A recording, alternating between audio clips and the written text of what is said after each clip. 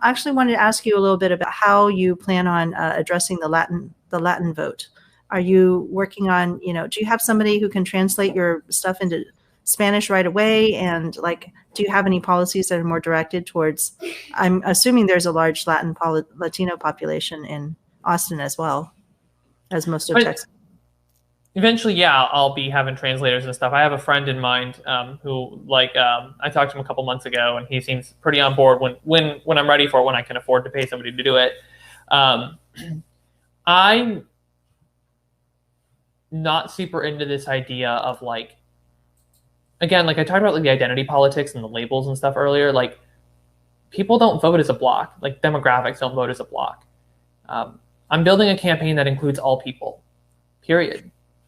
And the translator is going to help, but I get that different demographics and different groups of people do have some varying concerns and stuff.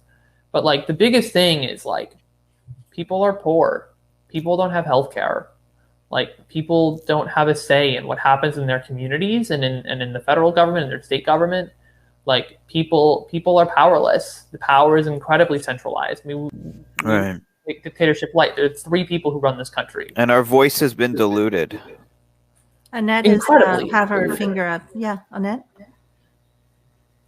Yes, I just wanted to say that yesterday, in my live stream yesterday, we have a friend named Vincent who lives in Kenya, and Vincent joined me on the stream for a little bit, but then his wife ended up joining me. And then we were watching the impeachment trial together. And during the 15-minute break or whatever, she and I just had a conversation with each other about how things in Kenya compare to things that are happening here.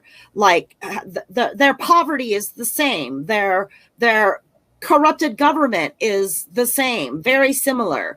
They get to vote, but their votes are skewed and things like that.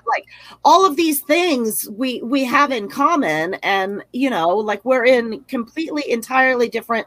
So when you're saying that you want to serve all the people, that's what made me want to speak up. I was yeah, because literally all the people have these things in common, have these struggles in common. And